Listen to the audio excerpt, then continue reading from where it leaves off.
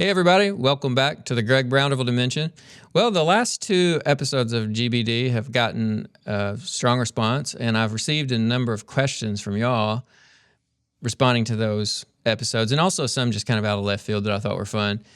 I really enjoyed the questions, so I thought, well, let me do an episode where I respond to some of y'all's questions, so that's what I'm fixing to do. The first question is, hi, Greg. Thanks for telling us about the scene in the Mabinogi about the pigs.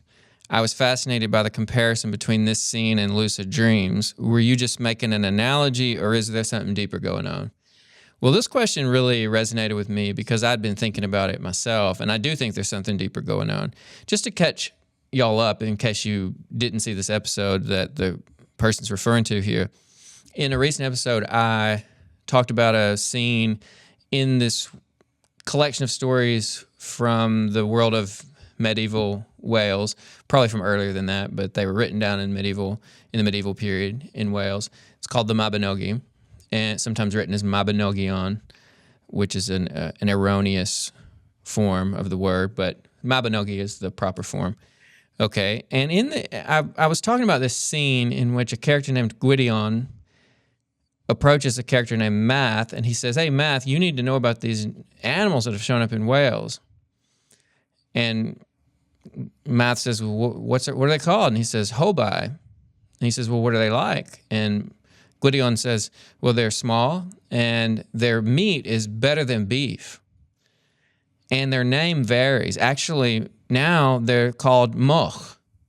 So just in the course of this very brief conversation between Gwydion and Math, the name has changed from hobai to moch. And I made the point that this reminds me of lucid dreaming, because if you are trying to figure out how to lucid dream and you read about it, one thing you'll be told is that if you are dreaming and you're starting to suspect that maybe this isn't real, that that's a dream, one thing you can do is look around in the dream world and try to find something written down, like a book or a notepad, something with text on it. Read the text, look away, then look back at the text, and what you'll find is that the text will have changed, that it's unstable and it won't stay the same. So if there's something written down on the notepad in the dream and you look away and you look back, whatever's written down will have changed since you looked at it last, even though you looked at it like 2 seconds ago. So then you know you're dreaming, and now you're lucid dreaming. And I made the point that it's as if the world of the Mabinogi is like a lucid dream, because text is unstable in the sense that the name of this animal is changing in real time, the way that text changes in a dream. And I do think there's some deeper connection between the world of the Mabinogi and dreams. Where my mind went on this question is to a book by the 19th and 20th centuries psychologist Carl Jung. This book is called Man and His Symbols. And actually, you'll encounter this sort of material in all kinds of things written by Jung. But one thing that Jung did is he would ask he was a psychologist, so he would ask should we call them patients or clients, the people who came to see him to receive psychotherapy, he would ask them to tell him about their dreams. And what he found is that there are motifs in dreams that are very similar to the mythology, sometimes identical to the motifs that we see in mythology and folklore. And it's striking. I mean, his findings on this are quite striking. So if you read Jung on this, it's a real revelation. You're like, okay, so people in their dreams at night are just spontaneously reproducing these mythic motifs. So there seems to be some connection between the world of dream and the world of myth. Well, the Mabinogi, though it was written down in the medieval period, 12th and 13th centuries, is supposed to be giving us a glimpse into much earlier material. And it does have a mythic quality. In fact, some people read the characters of the Mabinogi as being something like gods and goddesses or spirits. It's literature. It's kind of got elements of history in it, definitely has elements of mythology in it. And so if Jung is right that there's a connection between the world of dream and the world of myth, then it makes sense that the Mabinogi should manifest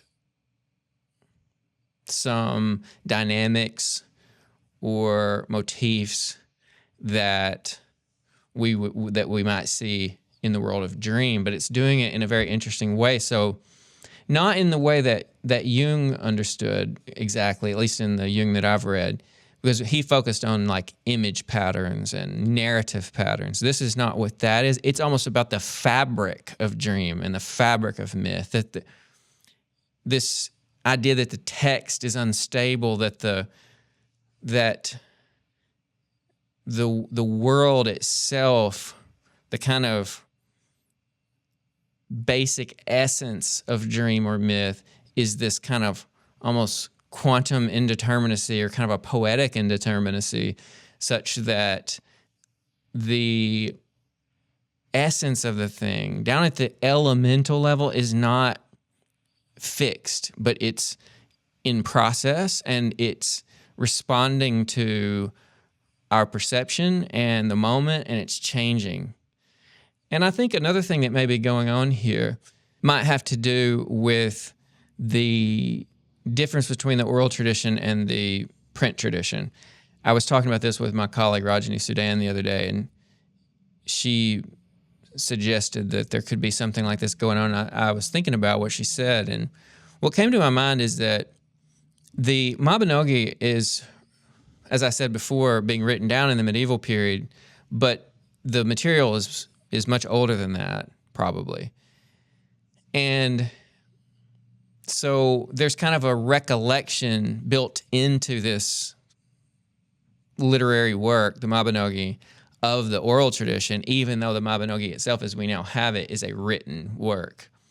It's written down. And it may be that the folks who are writing down the writer of the Mabinogi, and it is often thought that there's a single author, this writer may have been aware of the special qualities of of a text in the oral tradition. And he or she may have wanted to preserve something of this kind of once in a universe quality of an oral rendition. Here's what I mean by this. If we have a literary work that is existing in the oral tradition, then it's going to be performed. So rather than being written down, printed, and then disseminated, it's going to be performed orally. And obviously, no two oral performances will be exactly the same. There's a living quality to an oral text, and it's shifting. It honors this quality that I was talking about in dream and in myth, namely that things are shifting, they are alive. You never step in that river, in the same river twice kind of idea. And so maybe the writer of the Mabinogi, the 12th and 13th century version that we have, or that our versions that we read today came down to us from, whether we're reading it in translation or whatever, maybe that writer, he or she understood this about the oral tradition and wanted to preserve something of that shifting quality, that living quality.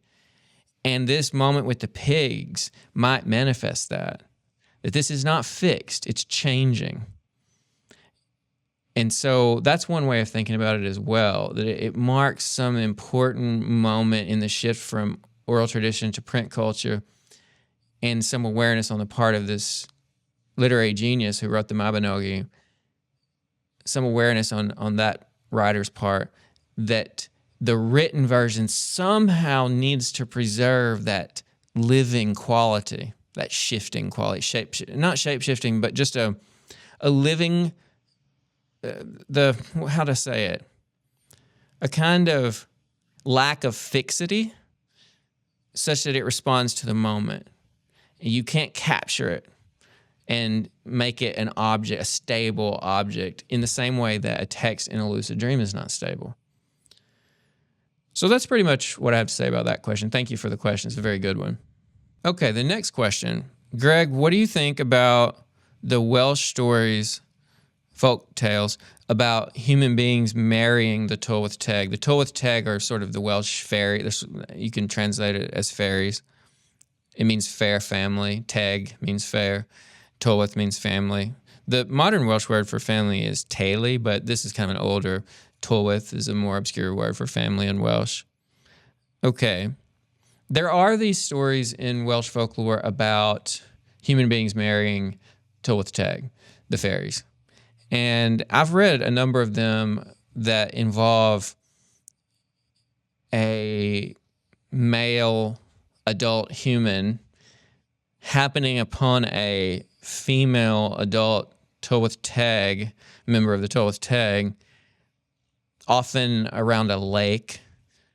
Maybe actually the fairy woman is in the lake, and the man will just be overcome with feelings of love and admiration, just be completely love-struck, and will pursue this fairy woman. And there's often a whole drama whereby the man presents the fairy woman with bread, but she's very hard to please. Like, she'll say the bread is soggy, or no, originally the bread is too dry and it's kind of hard and dry, and she doesn't like that. And so then maybe he'll have to bring her one that's not cooked as hard, and then maybe that won't satisfy either. But then eventually, he gets it just right, and there will be, and so finally the fairy woman will say, "Okay, I'll marry you, but there are conditions." And the conditions vary from story to story. The one I want to talk about today, the version of this I want to talk about today, is the type of story in which the fairy woman says to the adult human male that she's going to marry, "Look, I will marry you and I will be the mother of your children, but if you deal me 3 causeless blows, I will vanish from your life." 3 causeless blows. And so what will generally happen in these stories is that the man will end up dealing the 3 causeless blows. And usually what it is that he does seems like a minor infraction to a kind of conventional human understanding. For example, in one version of this story, the fairy woman laughs at funerals and cries at weddings, and her human husband will tap her on the shoulder or something and say, "Could you, not do that?" And these will be the causeless blows that will cause her to vanish from his life. So what do I make of these stories about the 3 causeless blows? A couple things that come to mind. You could read this as a story about the magic and mystery of femininity from the perspective of the love-struck man. The women in these stories, they're not even human, they're fairies, and they're extremely sensitive, and they will disappear back into the lake if you break these rules, these sort of esoteric rules that they set for you. Another possible way of thinking about this is that it has to do with the sensitivity of people who seem to have something of the magical about them. What came to my mind here is a biography of the Irish poet Yeats, written by the Irish historian R.F. Foster, Roy Foster. Foster says that Yeats could be very sensitive in certain ways, and that there were people around him that were kind of protective of him and would say, like, just be endlessly indulgent. He's a genius. He's got the poetic magic about him. He's a genius. Just deal with it, accommodate his strange moods, his kind of sensitivities. So this idea that magical people are sensitive in ways that other people don't understand, and that they can be driven away very easily if one does not accommodate their sensitivity. So that's another way of reading it. Kind of an interesting take, I think. And then also, I think it says something about the autonomy of our emotional responses. You know, the world conspires to deny us that. In these stories, the Teg women are refusing to let themselves be emotionally standardized by the human society. That is, if the human society says you cry at funerals, you laugh at, you celebrate at weddings. Let's just take the example of the Teg woman laughing at a funeral. Well, the human beings in the story consider that inappropriate and maybe even offensive. And the husband, the human husband of the Teg lady will tap her on the shoulder and say, honey, don't do that. Don't be laughing. And it's inappropriate. But maybe her sense is, look, you know, my marrying you is not the same as my giving you power over my emotional responses or my agreeing to be like you emotionally. Like if I have this emotional response, even if everyone at this gathering considers it inappropriate, that's still my emotional response. And, you know, it is the case, I think, that people who enter into romantic relationships will often think that they now have some kind of right to edit the emotional responses of and the behavior in general of their significant other. And not everybody's on board with this.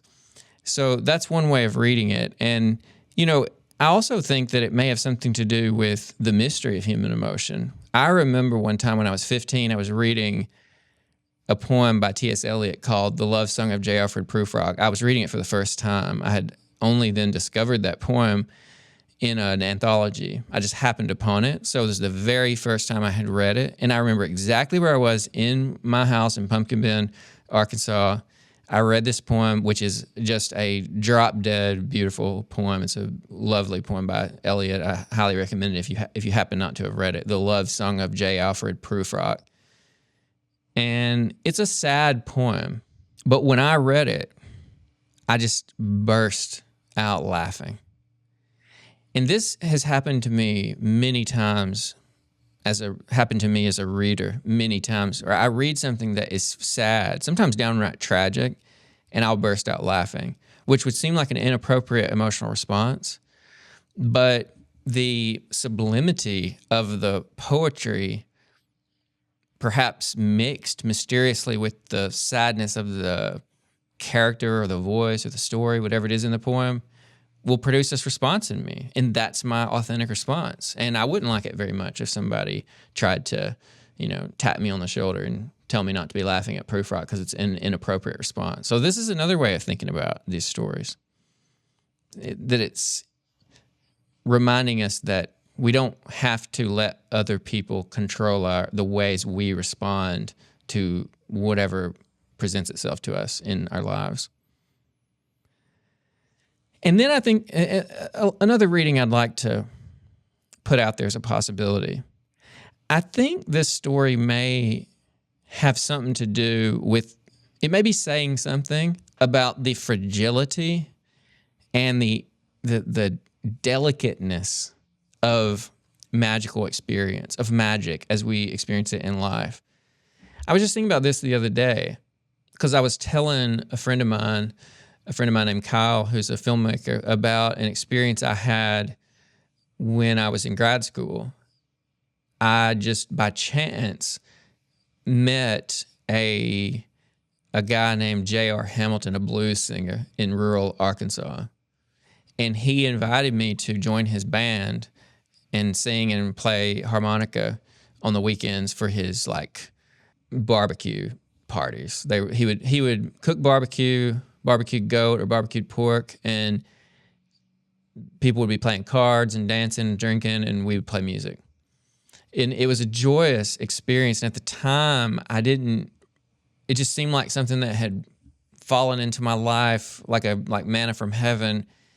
And JR and I got to be close, and I spent a lot of time at his house. I remember he used to call my mother on Christmas morning to wish her a Merry Christmas. Such a kind and just joyful presence, JR, and I was so happy that we had met each other because it's kind of a crazy story how we met. And I wound up writing an essay about this that was published in Long Reads. If I can remember, I'll put that in the show notes below. But anyway, at the time, it just felt as if I would be friends with JR for decades and be playing music with him for the foreseeable future. Because our friendship was strong, our musical rapport was really good. But then he just kind of vanished from my life. I don't know what happened. I think he moved to Memphis. I would call his phone. I couldn't get in touch with him. People in Marvell, Arkansas, where I'd met, the closest town to where he lived, I would talk to them and ask, whatever became of JR, and no one that I asked, at least, seemed to know. And it was as if a portal opened up in my life, and I had this magical experience playing in JR's band. As if Zora Neale Hurston's descriptions of blues parties from the 1920s had just kind of opened up in my life, and I was there, and right there in the land of the blues in the Delta, where I grew up, but not in my home county. It was like there was a county between where I grew up and where JR lived. So I didn't meet him until I was in grad school. It's not as though I had known about him my whole life. He wasn't a famous blues man. And I just loved that time with JR, and then it left my life. It just vanished. And a lot of times this magic that we experience in our lives it's temporary, it's extremely fragile, it's delicate, and it can be driven away, it can be destroyed so easily. So it may be that to the extent that Teg women embody a kind of magic, their tendency to just vanish from the lives of their human husbands suggests this fragility and delicateness of magic in general in our lives. Now, that's another way I read it.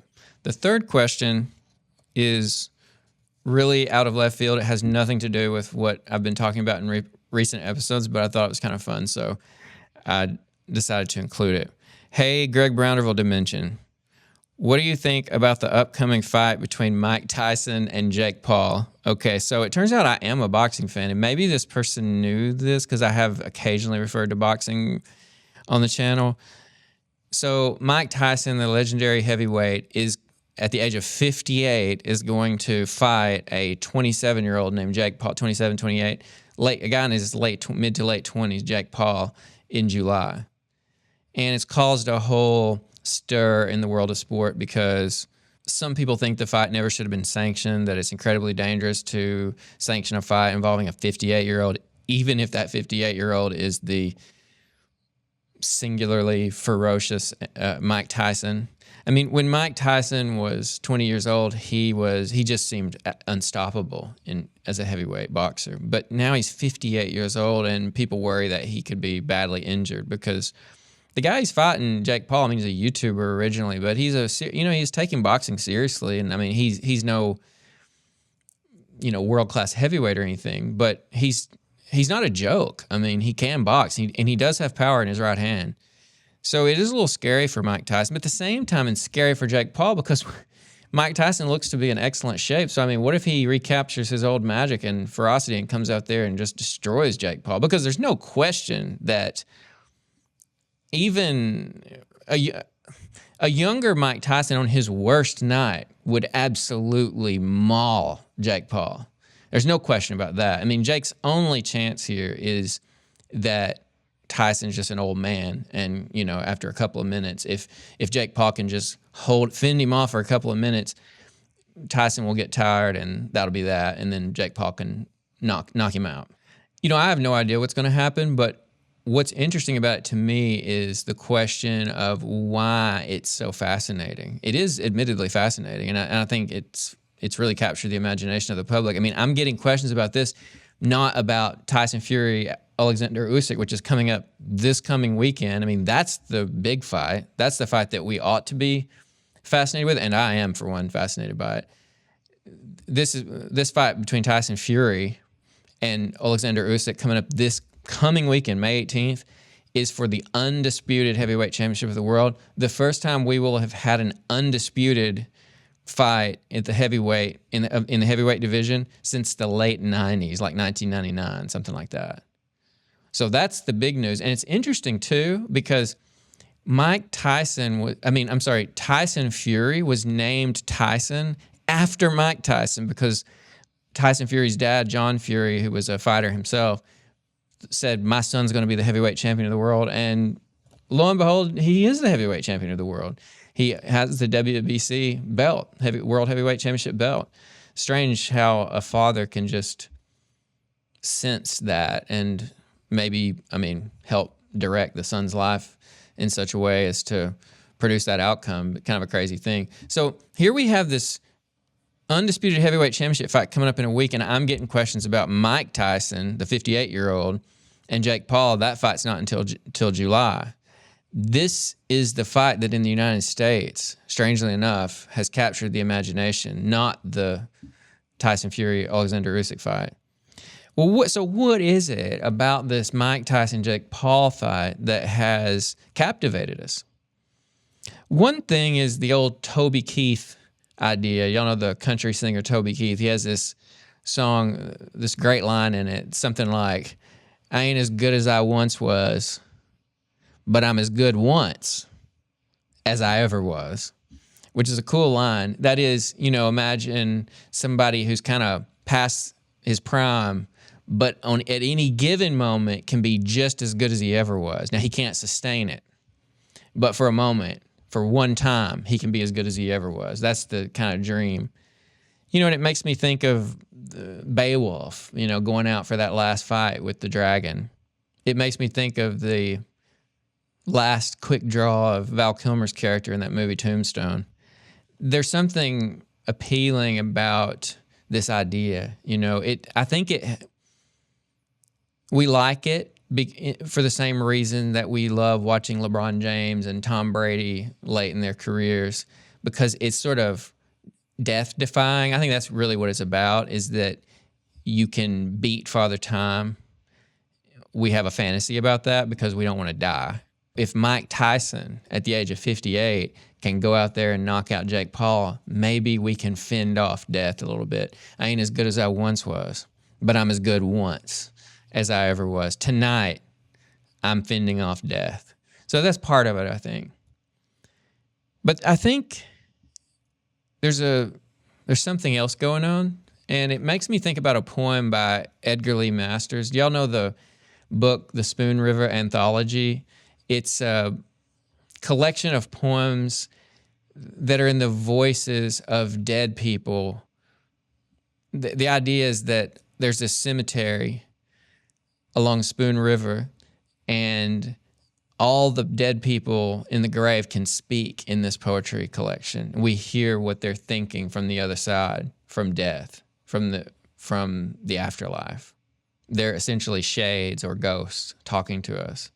And they're not, in heaven, having made their peace with everything. They're still caught up in their passions and regrets and everything that made them human in the first place. And there's this poem called Alexander Throckmorton. So this Alexander Throckmorton is this imagined dead person from the Spoon River area. In this poem, Alexander Throckmorton is talking to us from the other side, from the grave. And he says, in youth, my wings were strong and tireless, but I did not know the mountains. In age, I knew the mountains, but my weary wings could not follow my vision. Genius is wisdom and youth. So the idea being, if you could just have that wisdom while you're young, you could have genius. But unfortunately, you only get the wisdom when you're too old to implement your vision. And that's why we don't achieve genius. The Mike Tyson fight, it raises a third possibility. The third possibility is not that you're young and have strong wings but don't have wisdom, or that you're old and have wisdom but no longer have strong wings. What if you could be old and have achieved wisdom, but somehow recover that virility and vibrancy and strength of youth? What if you could have your vitality back? And that's why I think we love to watch these Tyson training videos, because it looks like he's recaptured his youthful vigor. And it's the old Mike Tyson, but it's the old Mike Tyson who's been doing DMT and, has, the toad. And I don't know if y'all know much about the Tyson story, but he's been using psychedelics, and he does seem to have achieved some kind of wisdom. And he's trying to get his youthful vitality back. And so that's another way of achieving genius. And I think a lot of us want him to be able to pull that off. And so that's adding fascination to this fight. So that's my read on the Tyson-Jake Paul fight. But if you want to get interested in heavyweight boxing, don't sleep on the Tyson Fury Alexander Usyk fight, which is coming up on May 18th, right around the corner. All right, y'all. Well, thank you for the questions, and thanks for being with me today, and I will see you again soon.